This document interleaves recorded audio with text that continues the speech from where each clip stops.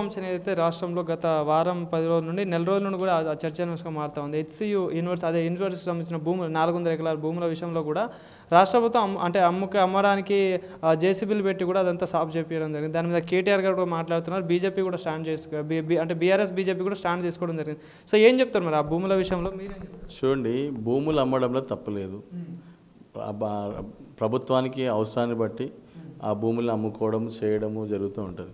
కానీ అక్కడ ఉన్నటువంటి వన్యప్రాణులు ఏవైతే ఉన్నాయో, జంతువులు కానీ లేకపోతే ప్రాణులు కానీ పక్షులు కానీ ఏవైతే ఉన్నాయో వాటిని ఆందోళన పరిచే విధంగా వాటి చనిపోతున్నా కూడా పట్టించుకోకుండా బుల్డోజర్లు ఎక్కించడం ఎంతవరకు కరెక్టు, అది ఆలోచించాల్సిన విషయం.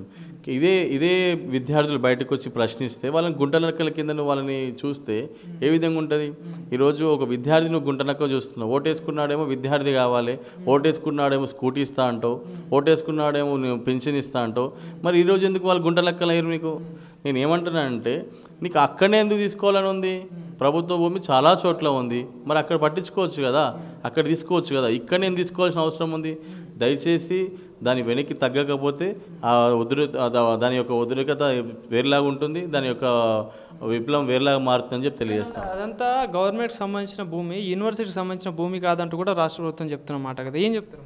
ఇప్పుడు గవర్నమెంట్ సంబంధించిన భూమి అది ఆల్మోస్ట్ ఇంతమందికి ఓనర్షిప్ కూడా నాది అని చెప్పి కొట్లాడిన వాళ్ళు ఉన్నారు. సో దానికి ఒక డిక్లరేషన్ వచ్చినంత మాత్రం ఇప్పుడు అక్కడ నేనేమంటే దాని రూల్ ప్రకారం వెళ్ళండి. ఇప్పుడు కొన్ని చోట్ల రోడ్స్ తీయాల్సి వస్తుంది, ఒక చోట్ల అడవిలోకి వెళ్ళి రోడ్ తీయాల్సి వస్తుంది. మొన్న మనం ఎస్ఎల్బీసీ చూసినాం, శ్రీశైలం లెఫ్ట్ కెనాల్ బ్యాంక్ది. అదేంది, అక్కడ కంపల్సరీ అడవిలోకి వెళ్ళి పోవద్దనే కదా కిందికి వెళ్ళేసింది. ఆ మాత్రం తెలియలేదా? అడవిలోకి వెళ్ళి ఆ పైప్ తీస్తే అక్కడ ఉన్న జంతువులకు ఇబ్బంది అవుతుంది, ఆ బాంబులు వేస్తే జంతువులు అక్కడ ఉన్న ఆందోళన చెందుతాయనే కదా దాన్ని పర్మిషన్ ఇవ్వకపోవడం వల్ల 1978 నుంచి పర్మిషన్ ఇస్తలేరని చెప్పేసి కిందికి వెళ్ళి కెనాల్ తీసిండ్రు. సో మనం అదాన్ని అర్థం చేసుకోవాలి కదా. ఒక వాటర్ పైప్ లైన్ తీయడానికే పర్మిషన్ ఇవ్వలేదు, నువ్వు మొత్తం 150 ఎకరాలు మొత్తం 200 బండ్లు పెట్టి నువ్వు దున్నుతుంటే ఎట్లా ఒప్పుకుంటారు?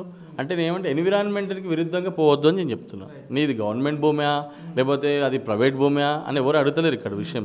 నువ్వు అక్కడ ఉన్నటువంటి జంతువులని అక్కడ ఉన్నటువంటి చెట్లని నీకు ఆ రైట్ ఎవరు ఇచ్చిండ్రు? నీకు పర్మిషన్ దొరికిందా, లేకపోతే కొట్టమని చెప్పినరా? అలాంటిది ఏం లేకుండా నువ్వు ఎలాంటి డిసిషన్ తీసుకుంటావు? ఒక ఎస్ఎల్బీసీ ప్రాజెక్ట్ అంత పెద్ద అన్ని కోట్ల ప్రాజెక్టుకే అవకాశం ఇవ్వలేదు. అంతమంది చనిపోతున్నా, అంతసార్లు ఫెయిల్ అవుతున్నా కూడా దానికి పర్మిషన్ ఇవ్వట్లేదు. కనీసం పైనుంచి ఒక బ్లాక్ క్రియేట్ చేసి హెయిర్ పోవడానికి కూడా హోల్ చేయనిట్లేదు ఎస్ఎల్బీసీకి. అట్లాంటి దానికి నువ్వు ఇక్కడ ఉన్నటువంటి అడవిలో నువ్వు వెళ్ళేసి నువ్వు మొత్తం సాఫ్ చేసేసి ఏదో అక్కడ కార్పొరేట్ సెక్టార్ని తీసుకొస్తా అంటే ఎట్లయితుంది? సో మరి కేటీఆర్ గారు కూడా ఈరోజు చెప్పడం జరిగింది, ఏదైతే హెచ్సియు భూములకు సంబంధించి కూడా ముఖ్యమంత్రితో పాటు బీజేపీలో ఉన్న ఒక మంత్రి కూడా ఒక ఎంపీ కూడా ఇద్దరు కలిసి ఆ భూమిని అమ్ముకునే ప్రయత్నం చేస్తాను, 170 కోట్లకి మాట్లాడించాలని చెప్పేసి కేటీఆర్ గారు చెప్తా ఉన్నారు. ఏం చెప్తారు మరి? ఇప్పుడు ఆరోపణలు ఎన్నైనా చేయొచ్చు, నిజంగా అది నిజమే అయితే బయట పెట్టాలి. ఏదో ఇట్లా ఒక ఎంపీ ఎందుకు అనాలి? ఆ తెలిసిన ఎంపీ ఎవరు పేరు చెప్పొచ్చు కదా, లేదా అతను చెప్పాలి కదా. ఇట్లా ఇక్కడ విషయం ఏంటంటే వాళ్ళు ఇద్దరు ఒకటే. నేను చెప్తుంది వాస్తవం. ఎందుకంటే బీఆర్ఎస్ కాంగ్రెస్ ఇద్దరు ఒకటే. మీకు చెప్తా ఎగ్జాంపుల్స్. మొన్న ఎమ్మెల్సీ ఎన్నికలు జరిగినాయి. అసలు బీఆర్ఎస్కి చాలా స్ట్రాంగ్ లీడర్షిప్ ఉందని వాళ్ళ 40 లక్షలు 50 లక్షలు మెంబర్షిప్ ఉందని చెప్తారు. మరి ఎందుకు ఎమ్మెల్సీ నిలబెట్టలేకపోయారు? ఫస్ట్ ప్రశ్న. రెండో ప్రశ్న, నిన్న హైదరాబాద్ ఎమ్మెల్సీ జరుగుతున్నాయి. అత్యధిక కార్పొరేటర్ సీట్లు వాళ్ళే గెలిచారు. మరి ఎందుకు నిలబెట్టలేకపోయారు? ఎందుకంటే ఒకవేళ బీఆర్ఎస్ ఓట్ బ్యాంక్ బీఆర్ఎస్ పడితే ఆడ ఎంఐఎం నాయకుడు గెలవాడు. నేను కాంగ్రెస్ బీఆర్ఎస్ కలిసి మనం ఓట్లు వేస్తే ఎంఐఎం అయినా గెలుస్తాడు అనేది వీళ్ళ ఎజెండా. కానీ బీజేపీ ఎమ్మెల్సీ క్యాండిడేట్ గెలిపించడం కోసమే బీఆర్ఎస్ పోటీ చేయలేదని కాంగ్రెస్ వాళ్ళ వాదన. 100% తప్పు అది. ఏ రోజు కూడా వాళ్ళు ఎంఐఎంతోనే ఉన్నారు తప్ప బీజేపీతో ఏ రోజు లేరు. బీజేపీతో వైరమే కదా వాళ్ళు పెట్టుకుంది, బీజేపీతో వైరం పెట్టుకున్నందుకే అది ఎంత నడుస్తుంది. సో 100% వాళ్ళిద్దరు ఒకటే.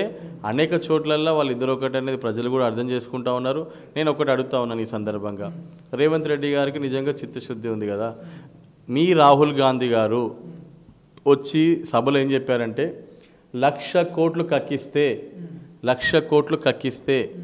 100% 6 గ్యారెంటీలు అమలు అవుతాయి అన్నారు. కేసీఆర్ తిన్న 1,00,000 కోట్లు కక్కిస్తా అన్నారు. ఎందుకు కక్కియలేకపోతారు? 18 నెలలు అవుతుంది. ఒకటి. ఇదే రేవంత్ రెడ్డి గారు చేసిన ఆరోపణ ఏంటంటే 10,000 ఎకరాలు కేసీఆర్ కబ్జా చేసిండు అని చెప్పింది. మరి 10,000 ఎకరాలు ఎందుకు తీసుకురాలేకపోతున్నారు అంటే అర్థం ఏంటిది? ఇక్కడ 1,00,000 కోట్లు తేడు, 6 గ్యారెంటీలు కక్కాడు. ఎందుకంటే రాహుల్ గాంధీ గారే మీ దేశంలో ఉన్నటువంటి అగ్రనాయకుడు. రాహుల్ గాంధీ గారు చెప్పిన మాటలే అవుతలేవు అంటే అది కాదన్నట్టే. ఎందుకంటే 1,00,000 కోట్లు కక్కియము, 6 గ్యారెంటీలు ఇయ్యము. అదొకటి. రెండో విషయం ఏం చెప్తుందంటే ఇక్కడ మీరు 10,000 ఎకరాలు కబ్జా చేసింది తీసుకోరు. అది అంటే ఏమైంది? వీరిద్దరి మధ్యలో ఒక సఖ్యత కుదిరింది కాబట్టి వాటి మీద పక్కదారి పట్టించింది.